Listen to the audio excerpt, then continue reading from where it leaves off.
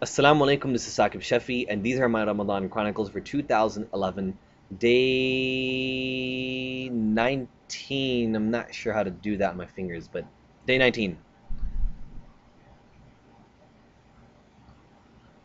For day 19, we'll be talking about the Ammu Khatirah. Ammu is like uncle, so you can say the uncle bayan if you want to say. And the reason why I want to talk about this today is because where I pray Tarawih, the MIC, which is like small community rented out facility, it's only about 50 people. There's a number of people that will give khatira. Sometimes the hafiz does, sometimes maybe somebody else does, like a young guy, right? I don't give khatira because I used to in my old masjid, but I don't think anybody knows me, and I think it's kind of good for me. I can get to chill out. I can, shut up for once, and I'm already talking enough in these videos and other places. But it's nice to hear some of the khatiras that are there. Now, I went for Tarawih and I heard an Ammu get up, an uncle get up, and he was giving a khatira. Now, as a young person, I will most likely begin by, when I see that, I will start to roll my eyes. I'll think, oh, here we go.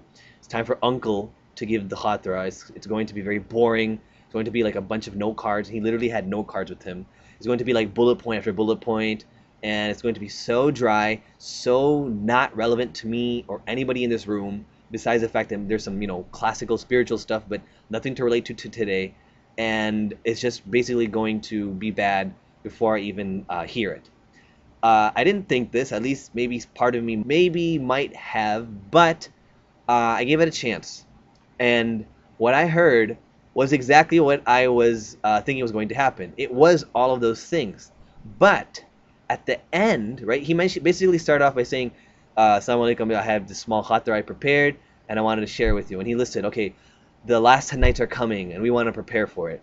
We want to do this, this, and that. Also, we want to make sure that we do this. And at the same time, also, we want to do this. It was almost like a announcement, right? That, please make sure you don't park your car, in the wrong area or something like that. But at the end, he shared a story that he heard Sheikh Sha'rawi, which is a famous scholar that was in Egypt in the past couple decades, and he passed away, rahimahullah. And he was famous in Egypt because he used to do tafsir on TV. And it wasn't just like classical style. He used to do it in the language of the people in Egypt. Very famous. A lot of people, they still watch his videos online and on tapes and stuff. So he mentioned a story in which a man in the time of Umar radiallahu anhu was talking about some weird stuff. And Sheikh Sha'rawi, the uncle is mentioning, the Ammu is mentioning, that Sheikh Sha'rawi thinks it was Hudayfa radiallahu anhu, right, one of the companions of the Prophet sallallahu alaihi wasallam. And he was saying some strange things. He was kind of joking around, and he did it to kind of bug people, but in reality, he wasn't really saying anything strange at all. He said, number one, I love fitna. Number two, I hate the truth. And number three, I have what Allah subhanahu wa ta'ala doesn't have in the skies. So when Umar heard this, he got very upset. He reached for his sword, and he's about to like ask him, what are you talking about, right? It was blasphemy. And then Ali ibn Abi Talib came, and radiallahu anhu, and he told Umar, yo, relax. The man basically means, right, and Sheikh Sha'rawi thinks it's Hudayfa. He says he loves fitna. Allah subhanahu wa ta'ala talks about your family, your wife and kids as fitna because they're a test onto you. So he's saying he loves his wife and kids. And then he hates the truth, right, the haqq. He knows that death is the ultimate haqq. So he hates death. He doesn't want to die. He wants to live a long life of worshipping Allah subhanahu wa ta'ala. And then thirdly, he has what Allah subhanahu wa ta'ala doesn't have in the skies. That's because he has a wife and a son.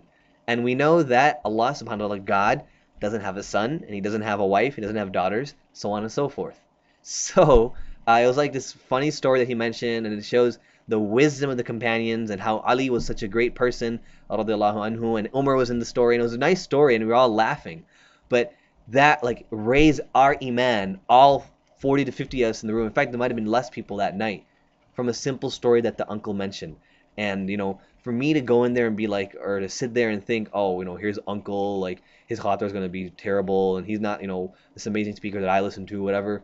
I need to just sit down and relax. That's not the case. We can always get benefit from anybody.